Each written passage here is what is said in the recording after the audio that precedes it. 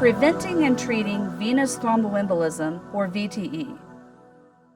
When a blood clot forms in the veins of the body, it is called VTE, or venous thromboembolism. Let's break down the meaning of these long words. Venous means vein. Thrombus means clot. And an embolism is where the clot moves through the bloodstream to another part of the body. There are three types of VTE. 1. A clot in veins just under the skin is called superficial vein thrombosis. 2. A clot deep in the body is called deep vein thrombosis, or DVT. And 3. A clot that moves to the vessels of the lungs is called pulmonary embolism, or PE. DVT and PE are the most dangerous types of VTE. VTE is common, very serious, and can cause death. It is important to take steps to keep VTE from happening and to get the right care if you have VTE. Some risk factors make having a dangerous blood clot more likely to happen.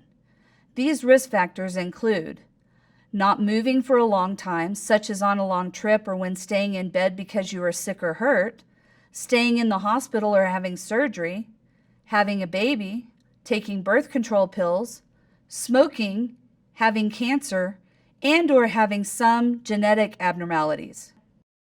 There are a number of ways to reduce the risk of a dangerous blood clot from forming.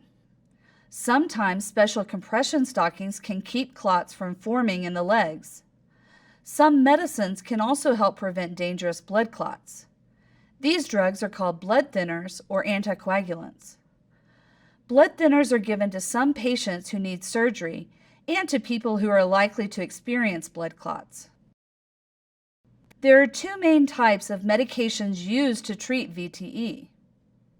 Blood thinners, also called anticoagulants, and clot busters, also called thrombolytic therapy. Blood thinners make it more difficult for the blood to clot. These blood thinners make it less likely for a clot to get started, and they also stop clots from growing larger. Blood thinners include warfarin, heparin, low molecular weight heparin, or LMWH, and fondaparinux. There are also blood thinners called direct oral anticoagulants, or DOACs for short. These include apixaban, dabigatran, edoxaban, and rivaroxaban. Direct oral anticoagulants work very fast and do not need to be regularly monitored by your doctor. They do not affect other medications or food you may have taken. Warfarin does not work as quickly and can cause problems with other medications and limit what you can eat. Warfarin needs to be monitored regularly with blood tests. Heparin and low molecular weight heparin are short-acting medicines that have to be given through an IV or in the form of shots. Heparin needs to be monitored with blood tests. Low molecular weight heparin does not require regular monitoring. Direct oral anticoagulants are the first choice for treatment of VTE in people who may have blood clots but who do not have cancer. The second choice is warfarin. Low molecular weight heparin is preferred in patients with cancer. However, it is the third choice for most patients with VTE since it requires daily injections. Fondaparinux is used on occasion as well. If you need to take blood thinners because you have dangerous blood clots, you will usually take them for at least 3 months. Therapy may need to be longer as well, depending on several different factors. People with blood clots and cancer need to take blood thinners until the cancer is gone. People with previous blood clots may need to be treated for their entire life. You and your doctor should talk about how long you should take the blood thinner based on your risk factors.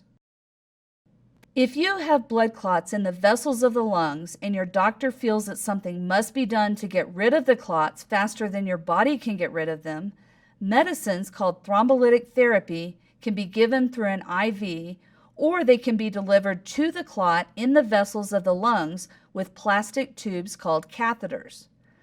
These catheters can deliver the medicines to bust up the clot and sometimes even suck the clot out of the blood vessels of the lungs. The decision to use this type of therapy depends on what is available at your hospital and also on your doctor's judgment about what is the best thing to do for you.